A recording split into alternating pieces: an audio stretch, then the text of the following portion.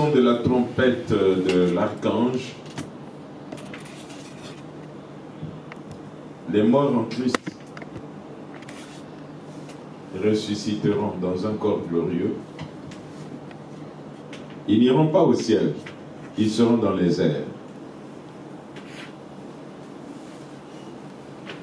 Pour le mariage.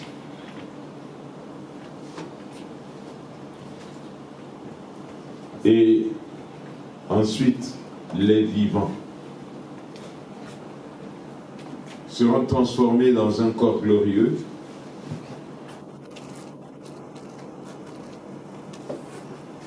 Et ils iront aussi dans les airs pour demeurer dans une grande fête avec le Seigneur pendant 1260 jours. Pendant 3 ans et demi.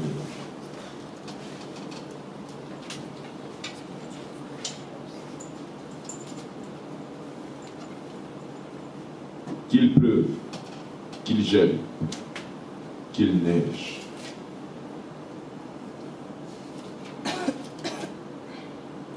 Je voudrais dire à quelqu'un que là, dans les airs, j'ai ma place. Amen. Et toi, qu'est-ce que tu dis à ton frère qui est à côté de toi?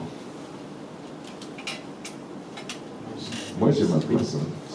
Si tu ne vas pas, ben écoute. Moi, je fais le bon choix. Amen. Amen. Amen. Et toi, tu fais quoi?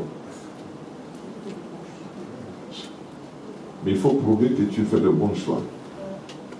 Le choix se fait à partir de la terre.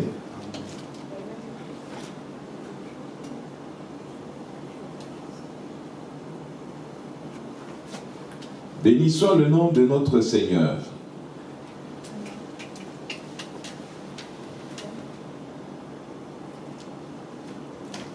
Je crois que je m'étais déjà présenté. Hein? C'était juste le 1er décembre, non? Nous avons tenu notre culte ici. Je suis... Mon nom que le Seigneur m'a donné, c'est Abraham.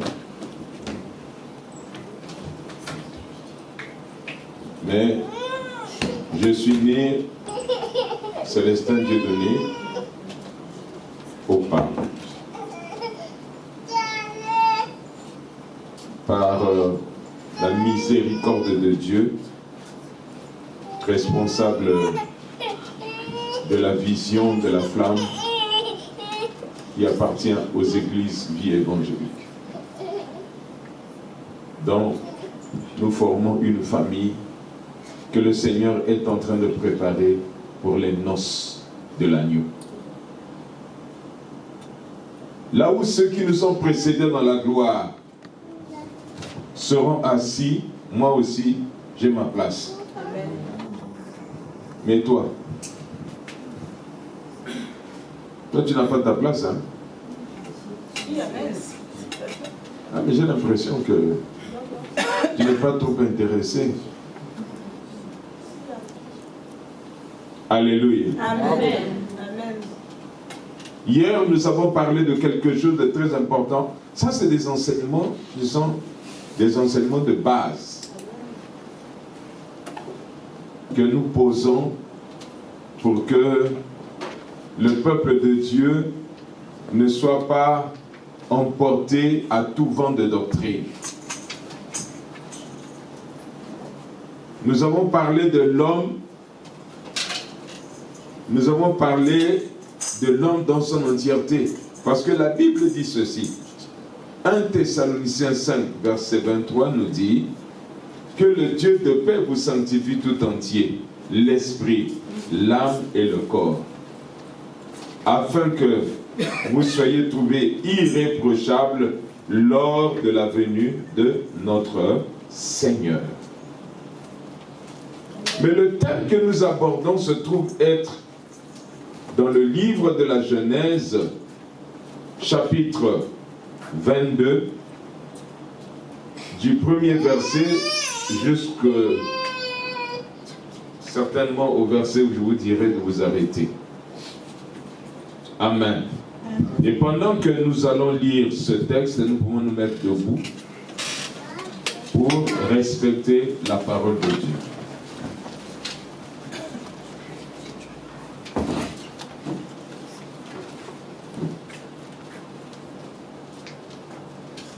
Vous savez, lorsqu'on enlève le drapeau, tout le monde est debout, hein? Et là, c'est plus que le drapeau national.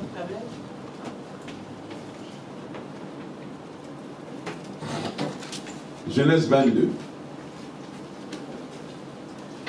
la parole de Dieu dans la livre de Genèse, au chapitre 22, à partir du verset 1.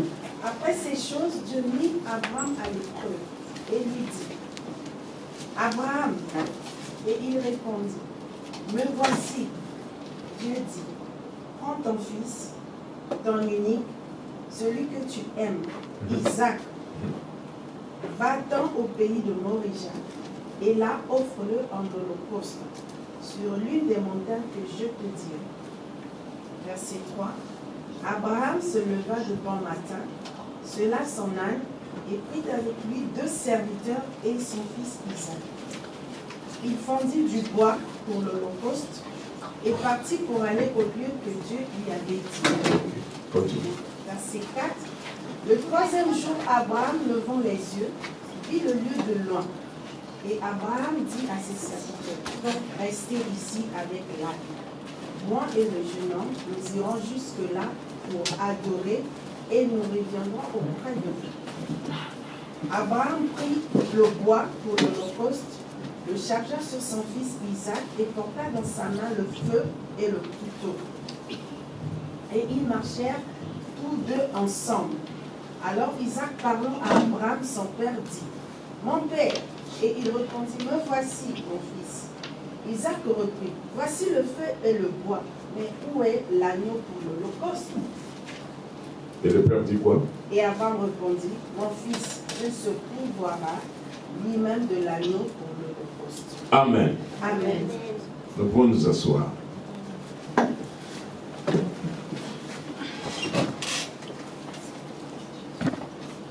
Abraham dit,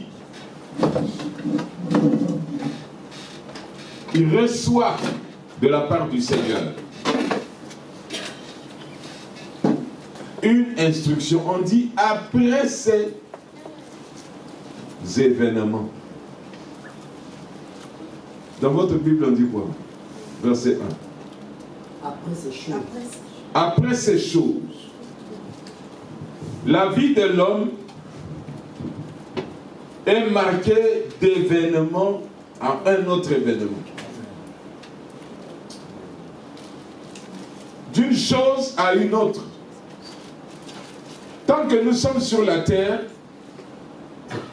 le soleil se lève, le soleil se couche, la nuit vient,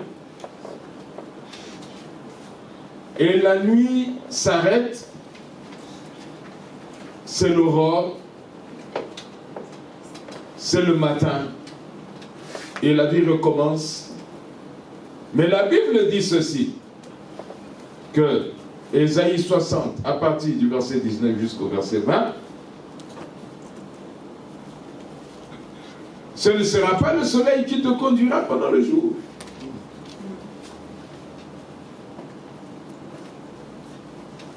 Ni la lune te conduire pendant la nuit, car l'Éternel sera ta lumière à toujours. Amen.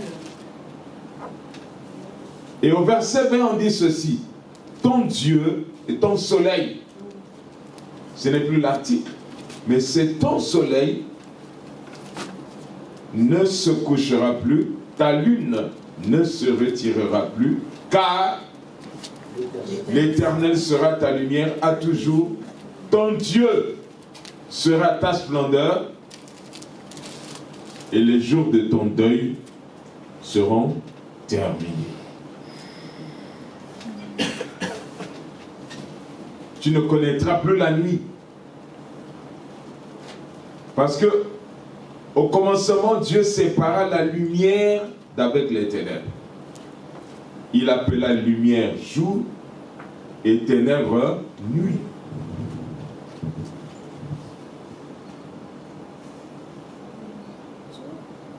Mais Dieu va ordonner à Abraham. Dieu va donner une instruction nouvelle à Abraham. Nous avons un problème, nous les hommes.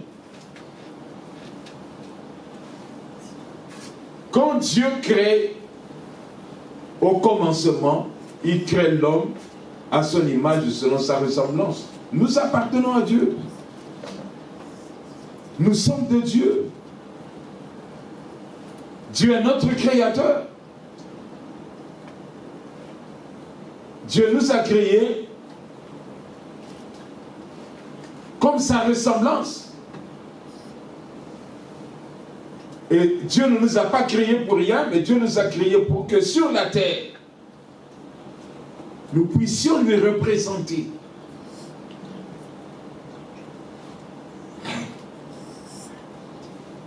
Est-ce que vous savez pourquoi Yeshua avait été appelé fils de l'homme? Parce qu'après la chute de l'homme en Éden, Dieu reste Dieu et ne s'est jamais avoué vaincu. Parce que c'est lui le créateur, le rédempteur, le Seigneur, le sauveur, le tout-puissant, c'est lui. Amen. Il est au contrôle de toutes choses. Et nous avons l'impression que les hommes sur la terre, lorsque Dieu les a créés, ils ne reconnaissent plus Dieu comme étant leur créateur.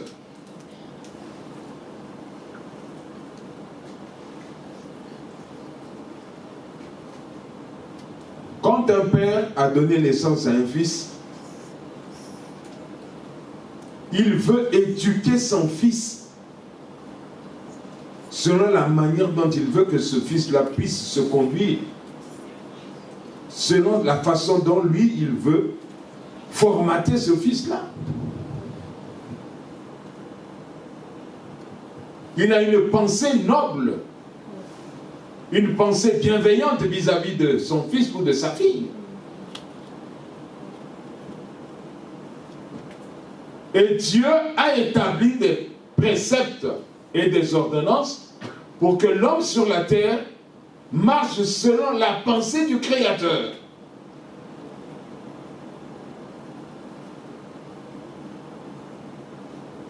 Puisque l'homme avait été déchu, le diable s'est interposé pour apprendre à l'homme comment vivre sur la terre désobéissant à son Créateur.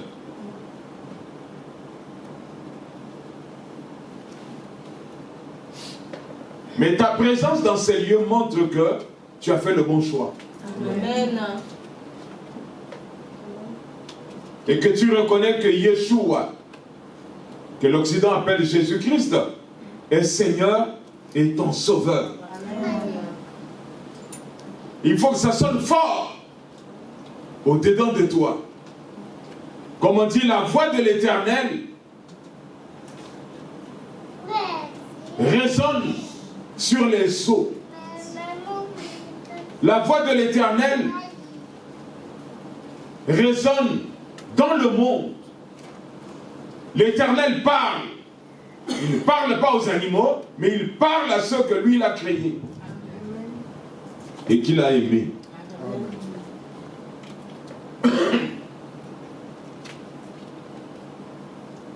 Nous sommes avec Abraham.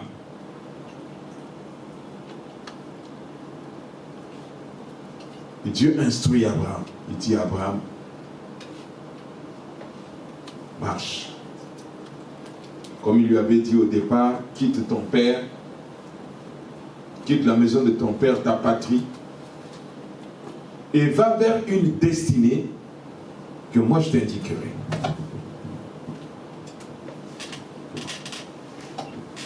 Ce que Dieu a dit à Abraham, c'est ce qu'il nous dit aussi. Dieu nous conduit vers une destinée sûre. Qui nous assure de quoi? Qui nous assure du salut avec notre Dieu. Parce que ceux d'autres vivront leur éternité dans la géhenne, dans le skéol, dans la kéron, c'est-à-dire en enfer. Si nous ne marchons pas selon la pensée de celui qui nous aime, selon la pensée de celui qui a donné sa vie pour nous à la croix.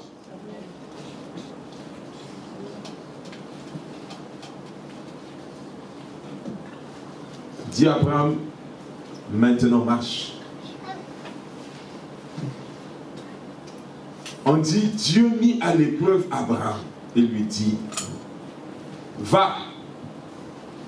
Et Abraham va sceller son âne avec l'instruction de Dieu d'aller offrir son fils, celui qu'Abraham aime, en holocauste. Amen. Amen. Ils vont faire une marche pendant 3 jours. Dieu lui indique, va dans la région de Morija.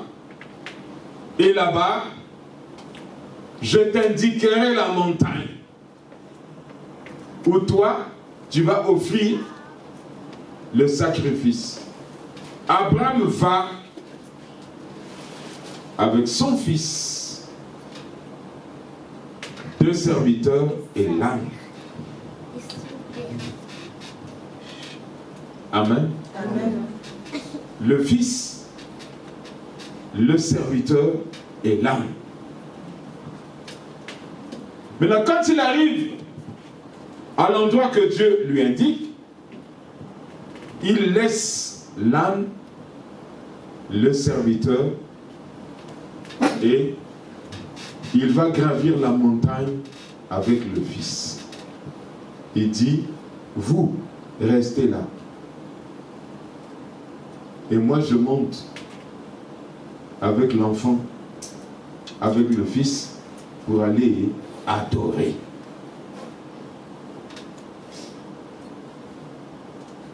Et mon thème est celui-ci. Pourquoi devrais-je, moi, demeurer au bas de la montagne?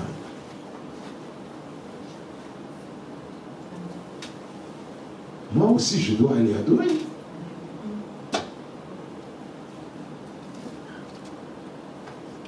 C'est le fils qu'on amène et moi, serviteur, je reste. Alors que je dois aller adorer. Pourquoi devrais-je rester au bas de la montagne?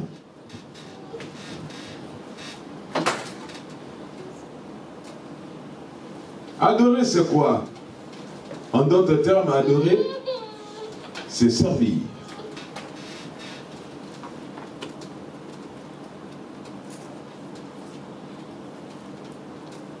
Hein? Nous sommes une offrande pour le Seigneur. C'est la raison pour laquelle vous êtes ici. Amen. J'aime bien Colossiens 3, verset 17 qui dit, quoi que nous fassions, en parole ou en acte, nous le faisons avec action de grâce, en rendant gloire au Père par Jésus-Christ notre Seigneur. Tout ce que nous pouvons faire. Et c'est Romains 12 qui nous dit, nous sommes une offrande agréable à l'Éternel.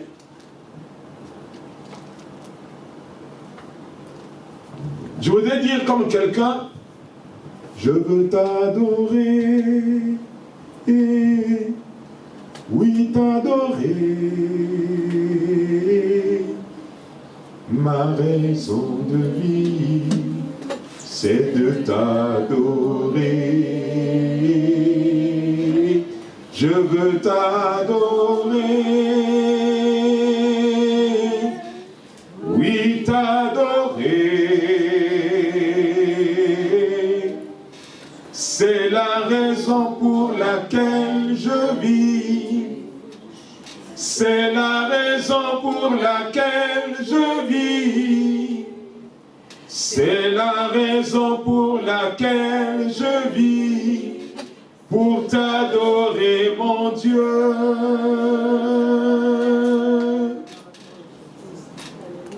C'est la raison pour laquelle je vis.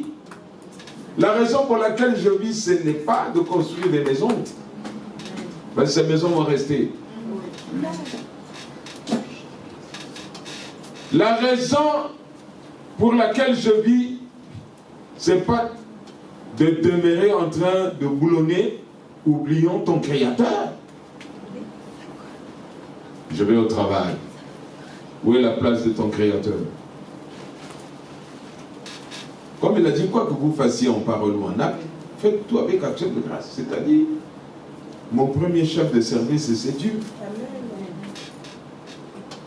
Et tout ce que je fais, c'est d'abord pour lui rendre gloire et honneur. Le psaume 29 nous dit quoi? Il dit, rendez à l'Éternel gloire pour son nom. Quand on dit rendre, j'ai comme l'impression que Dieu s'est rendu compte que l'homme n'a plus son regard vers l'Éternel. L'homme est beaucoup plus, se dirige beaucoup plus vers ses pensées, se dirige beaucoup plus vers lui-même, vers ses intérêts.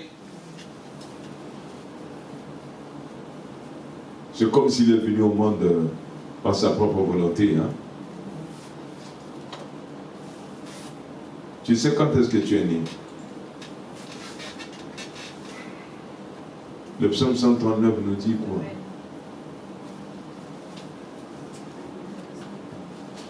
Tu as été tissé dans le sein de ta mère en secret. Et j'en sors une créature merveilleuse parce que c'est le Seigneur qui m'a créé. La femme qui est enceinte, elle fait quoi? Elle ne prend que des précautions pour ne pas prendre un peu trop d'alcool, pour bien manger, pour ne pas prendre des médicaments, même quand vous avez une forte maladie, on vous donne des médicaments modérés pour que l'enfant qui est dans le ventre puisse ne pas souffrir. Tu dors, tu te réveilles. Quand l'enfant est formé dans le sein de ta mère, toi le papa ou la maman, tu fais quoi? Tu attends seulement les 9 mois pour te réjouir. N'est-ce pas? Mais qui est à l'origine de cette merveille qui apparaît? Maintenant, qu'est-ce que le Seigneur fait? Oh là là, il y a tellement trop de choses à dire.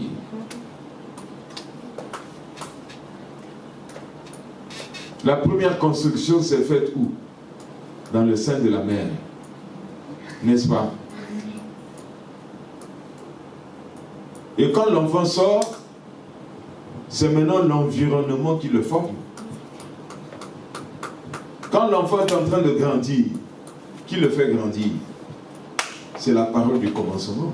Amen. Lorsque tu dors, tu ne te rends pas compte que l'enfant a grandi d'1 millimètre.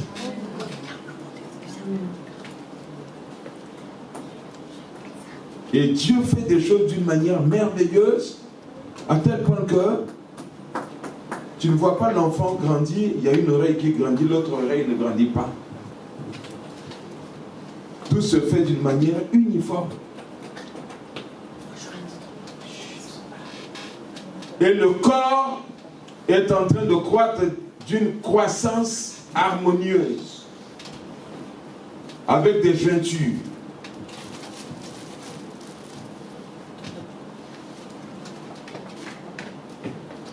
Et la rotule, qui se trouve être la cheville, pour te permettre les premiers pas dans la marche par l'esprit. On verra ça plus tard.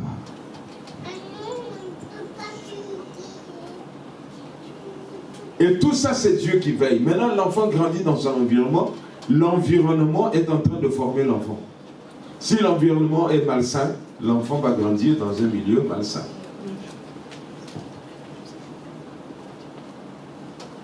Si l'environnement, c'est la parole de Dieu, l'enfant grandira selon les préceptes de Dieu.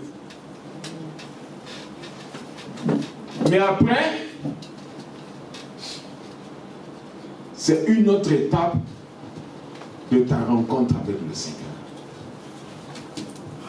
La troisième étape. Nicodème a posé la question, il a dit, comment puis-je moi encore, étant grand, rentrer dans le sein de ma mère? Il ne comprenait pas ce qu'on appelle la régénération, la nouvelle naissance. C'est la naissance quand nous croisons le Seigneur. Il y a une naissance. Quand le Saint-Esprit nous saisit. Et le Saint-Esprit nous saisit par la parole que nous prêchons. Tu acceptes la parole, alors en ce moment-là, lorsque tu acceptes la parole, le Saint-Esprit te conduit, on te prend, on te plonge dans les eaux, mort aux choses vaines, mort aux choses mortelles, mort aux choses du monde, et tu ressors d'une nouvelle vie. Amen. C'est ça le baptême. Amen. Amen. Alors Abraham va aller à la montagne et moi je vais rester en bas. Pour faire quoi? Mais c'est une image. N'est-ce pas?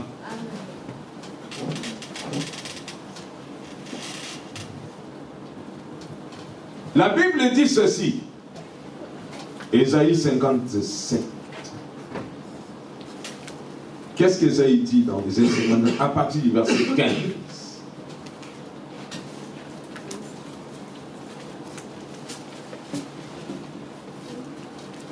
Ainsi,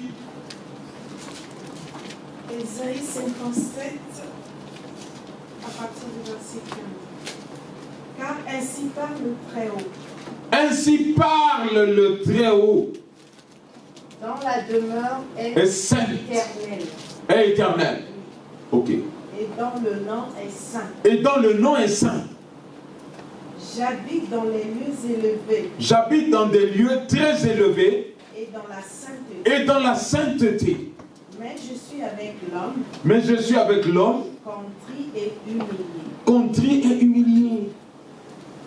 Contrit pourquoi? Parce que lorsque tu écoutes la parole de Dieu, tu te rends compte que je ne marche pas bien. Je suis en train de faire fausse route. Je ne suis qu'un pécheur. C'est ça le rôle de la parole de Dieu. Quand tu écoutes la parole, c'est comme un miroir. Tu te vois et tu te dis non. Car cette parole qu'on te donne n'est pas la parole d'un sociologue ni d'un psychologue, mais c'est la parole qui vient du ciel. Où Yeshua dit, mes paroles sont esprit et vie. Amen. C'est-à-dire, la parole de Dieu a pour rôle de redonner à l'homme en son âme la vie de Christ pour que son esprit qui était mort puisse être éclairé. Parce qu'il avait dit, si tu manges du fruit de l'arbre de la connaissance du bien et du mal, tu mourras.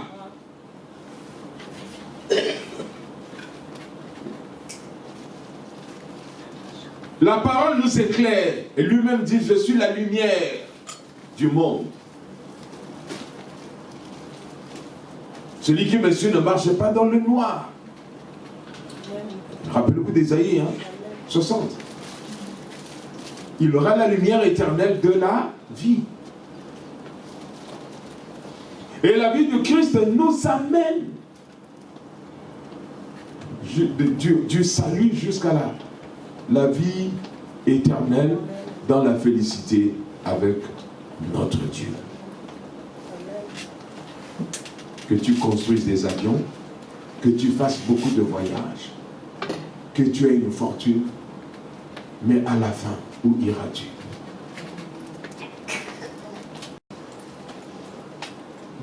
dans des lieux, dit, ainsi parle le Très-Haut, dont la demeure est éternelle. La position de Dieu est une position élevée. Car le Seigneur a dit à la Samaritaine, l'heure vient, elle est déjà venue, ce n'est ni à la montagne ni à Jérusalem, mais ceux... Vous pouvez compléter la suite. Adorer encore, hein, le Père en esprit et en vérité.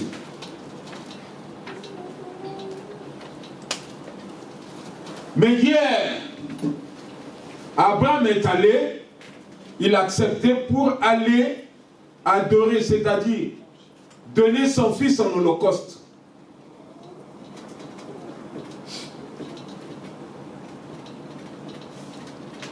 Amen. Amen. Mais Moïse, quand il va à la montagne, on a tracé une circonscription parce que Dieu a donné rendez-vous à son peuple. On a dit qu'aucun homme, même marié, ne touche sa femme. Que tout le monde se sanctifie. À cette époque-là, bien sûr. Pourquoi?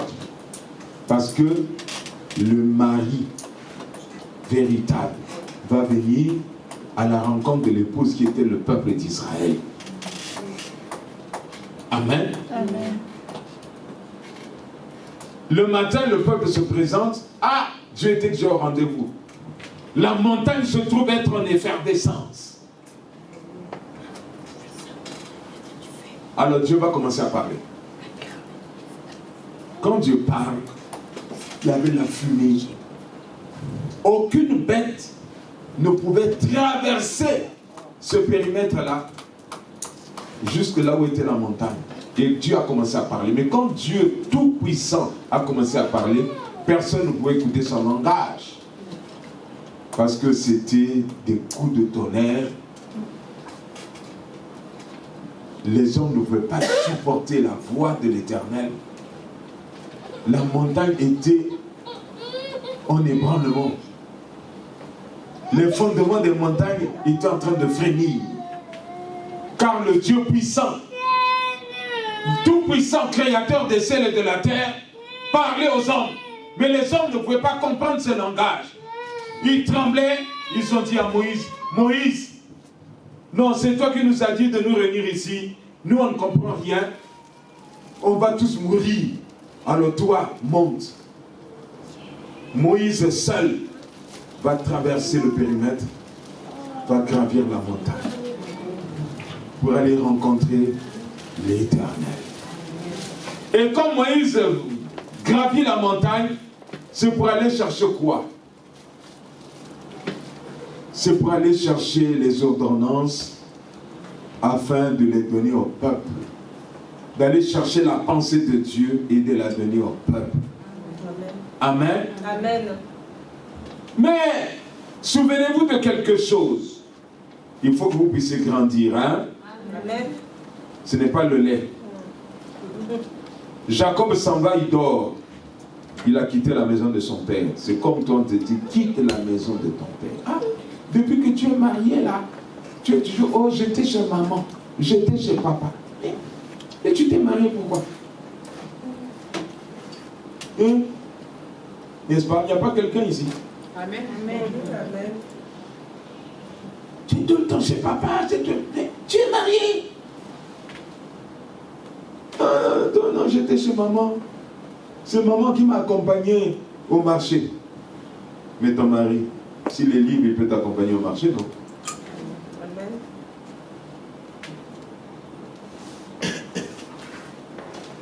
Jacob quitte son père, Isaac, après avoir reçu la bénédiction.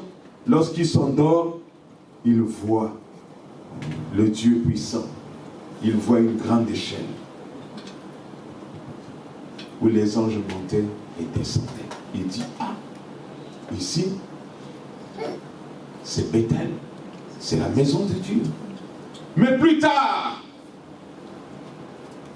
Peut-être on va parler de ça peut-être demain ou samedi. Lorsqu'il appelle Nathanaël, il dit, l'heure viendra. Ah, parce que je t'ai dit, je t'ai vu, tu étais là-bas. Tu étais sous le figuier. Le figuier qui se trouve là-bas au 13e. Je t'ai vu. Voilà pourquoi j'ai envoyé Philippe aller te chercher. Le prophète des prophètes. Tu étais assis sous le figuier. Être assis sous le figuier. Non pas comme Zachée qui est monté sur le figuier. Il dit descends. C'est pas ta place. Il dit voici un homme, un vrai Israélite. Et quand il reconnaît, il dit ah, mon Seigneur, mon Dieu. Il dit ah, parce que je t'ai dit cela. Mais il y aura un temps où vous verrez les anges monter et descendre sur le Fils de l'homme. L'échelle sur lequel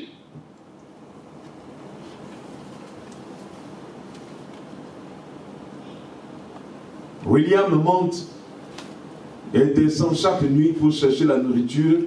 On monte là-bas pour chercher la nourriture à donner au peuple de Dieu. Amen. Mais l'échelle, c'est Christ. Amen. Amen. Amen. Est-ce qu'on est perdu? On est perdu?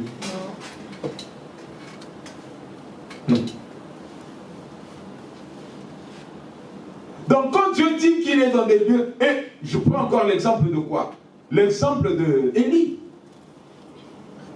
C'est lui qui avait arrêté la pluie, mais il monte au mont Carmel, 500 mètres de hauteur, pour dire à Dieu que la pluie tombe, parce que le temps est arrivé que la pluie tombe. Élie est monté, seul. Ils allaient dans les hauteurs. Mais Ésaïe nous dit quoi? Dieu vit dans des lieux très élevés et dans la sainteté. Ainsi parle le Très-Haut, dont la demeure a été éternelle. Moi j'aime bien. Au jour où le Seigneur viendra te chercher, être dans la demeure éternelle, dans la félicité, avec Yehoshua. Amen. Sois béni, toi qui es là aujourd'hui. Amen.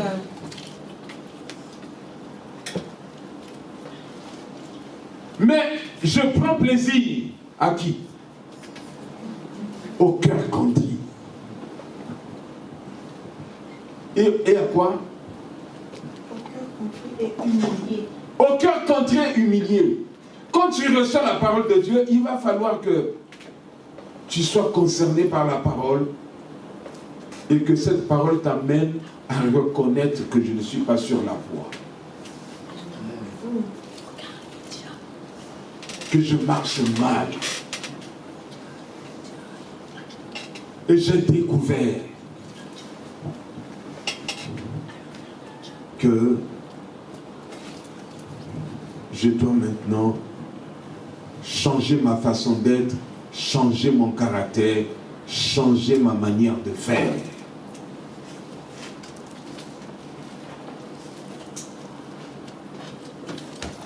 Dieu prend plaisir au cœur contrit.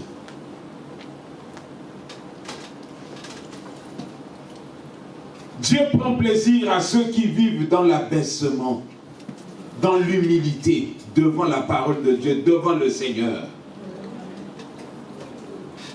Tu avais l'habitude de tricher, le Seigneur t'a dit arrête. Même si dans la tricherie ça t'amène beaucoup d'argent, mais c'est le chemin de l'enfer. Amen. Amen. Abandonne. Ça, c'est les trésors de la terre.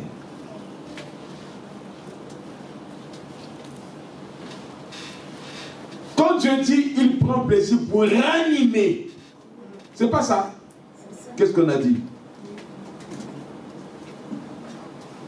Ben, je suis avec l'homme contrit et Je suis. Lui qui est dans la demeure éternelle, je suis.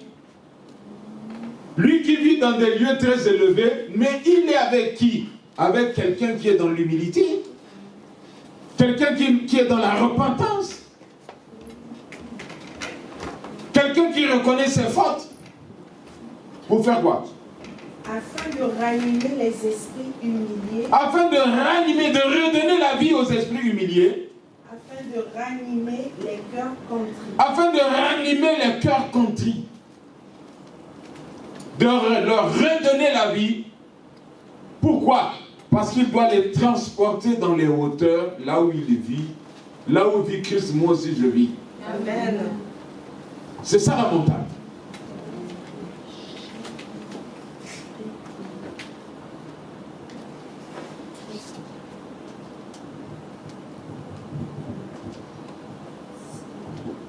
Et si on regarde le temps, il n'y a pas de bus.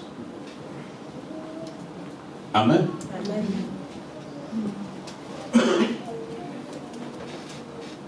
Qui va demeurer au bas de la montagne?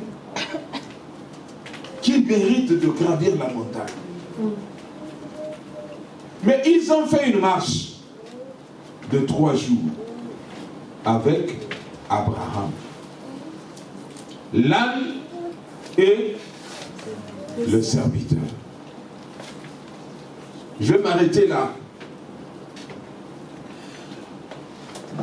Pourtant, l'âne est un animal robuste qui est préparé pour les terrains difficiles. L'âne est plus robuste que le cheval.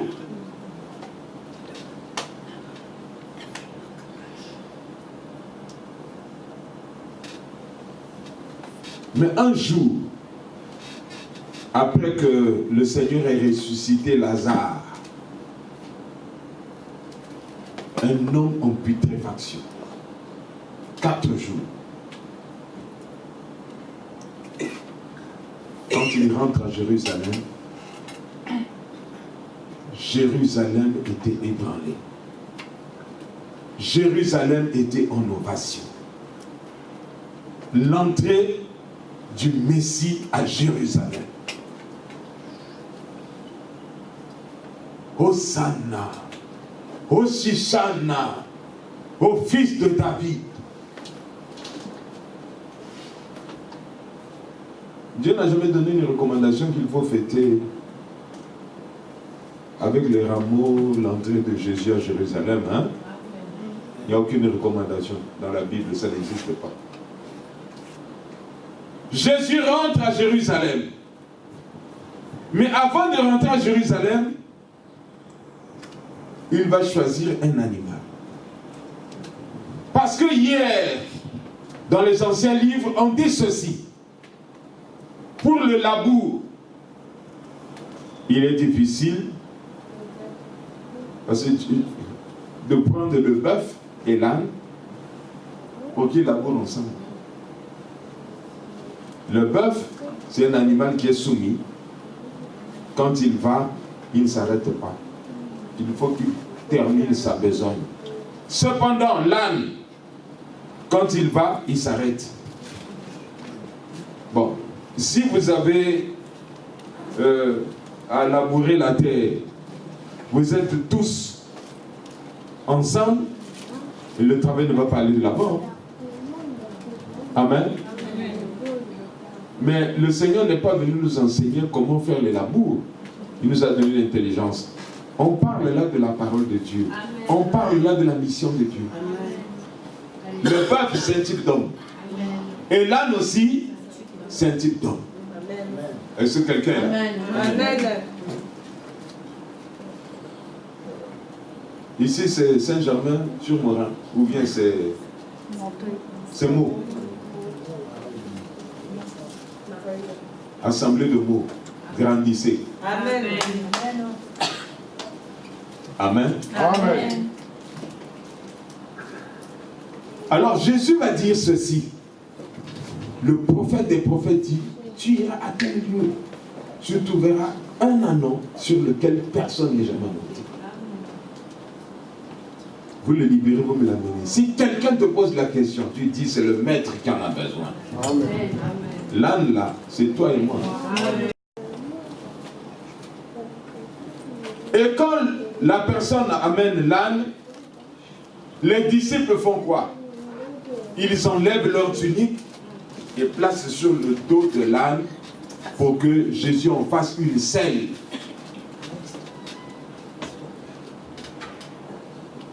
Tout ce qui est écrit a une révélation. Pour que nous marchions bien sur la terre, conduits par l'Esprit du Seigneur. Quelqu'un s'est perdu, il peut lever le doigt et dire, ah là là, je ne comprends plus. Hein? Est-ce que quelqu'un peut lever la main pour dire, ah, je ne comprends pas là? Maintenant c'est l'âne, c'était la montagne, maintenant c'est l'âne. Mais l'âne est en bas, l'âne n'est pas monté, l'âne est resté. Amen. Le serviteur aussi est resté. Amen. Il n'y a que le Fils. On va en parler dimanche. Qu'est-ce que Jésus fait? La Bible dit, pendant que le peuple est en émoi, dans l'émotion, le Seigneur monte. Sur l'âne, on dit, plein de douceur. C'est lui le figuier. Et quand lui, le Créateur, monte sur l'âne pour le chevaucher, l'âne devient tout doux. C'est-à-dire, il chevauche l'âne pour changer son caractère. L'âne a un côté positif. Si c'était un temps, on avait une semaine, j'allais expliquer.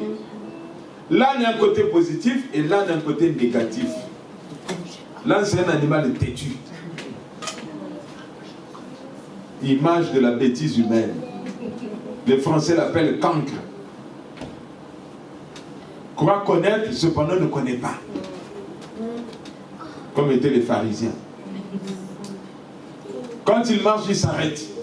Il faut utiliser les gros moyens pour qu'il continue la route. Cependant, le bœuf est là-bas, il veut avancer, mais l'âne s'est arrêté. Est-ce que la mission de Dieu va aller de l'avant? Non. Donc c'est un type d'homme qui ne comprend pas la parole de Dieu. Il en fait à sa tête. C'est un type de personne qui croit connaître, mais en fait ne connaît pas. Il croit qu'il a fait des hautes études, et quand il vient dans l'église de Dieu, il veut tout connaître par le savoir humain. Ici, c'est la révélation de la parole. Amen. Parce que c'est la pensée de Dieu. Or, Dieu est esprit, et ceux qui doivent le connaître, doivent l'adorer, doivent prier en esprit. Alors, Jésus a changé la nature de l'âne. Il faut que cette nature soit changée pour permettre à l'âne, à cet homme qui est comme un âne, qui a le caractère d'âne, d'être une nouvelle créature, capable d'aller un peu plus loin.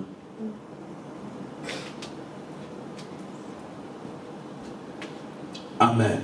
Amen. Cet enseignement est très important.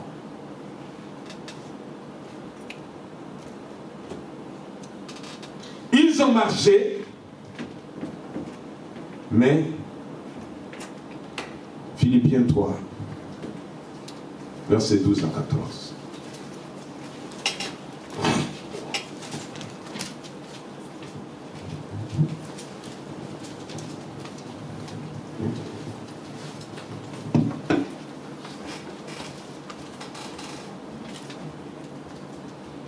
Ainsi, mes bien-aimés, comme vous avez toujours obéi, travaillez à votre salut avec crainte et tremblement. Verset 12, hein? Philippiens 3. Ce n'est pas ce que j'ai déjà remporté le prix, ou que j'ai déjà atteint la perfection. C'est que moi, dans ma marche, je n'ai pas encore remporté le prix, ou que j'ai atteint la perfection. On peut continuer. Mais je cours. Mais je cours encore, ou je marche encore. Pour tâcher de saisir. Pour tâcher de saisir.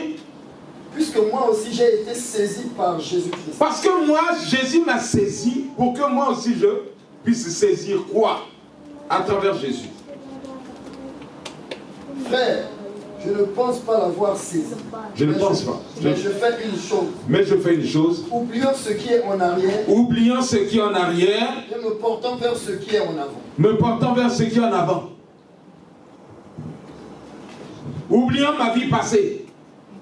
Quand je croisais le Seigneur, et le Seigneur m'illumine de nouvelles choses.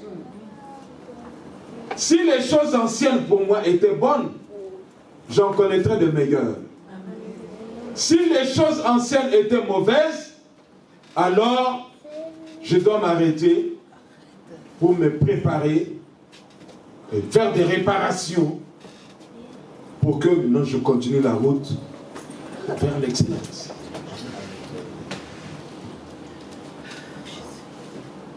La marche d'Abraham avait duré 3 jours.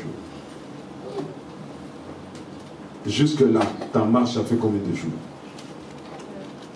Tu as marché combien de jours?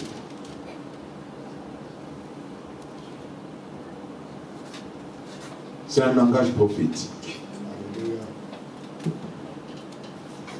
Essaie de te mirer par rapport à la parole. Essaie de regarder à ta vie. Quel est le vrai besoin de ton cœur? Si c'est le problème de maladie, oh, si Dieu veut,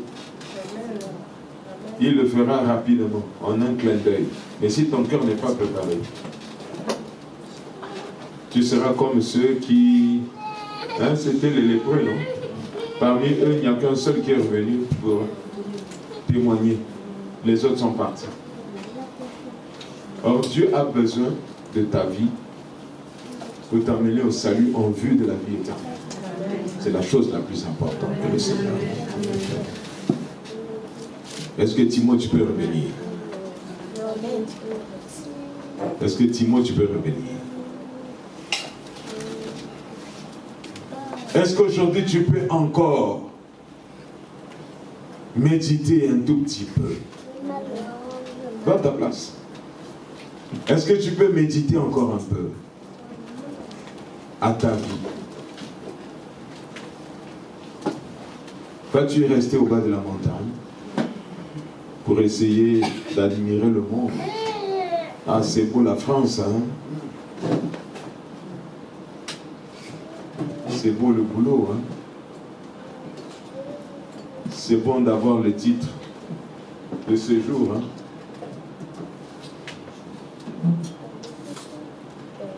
Mais la France n'est pas le paradis, hein? Ah, demain, j'irai au Canada. Là-bas, la vie est meilleure. Mais le Canada n'est pas le paradis.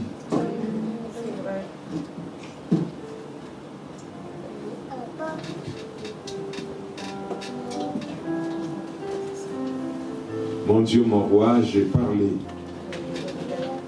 Est-ce que les cœurs ont été saisis?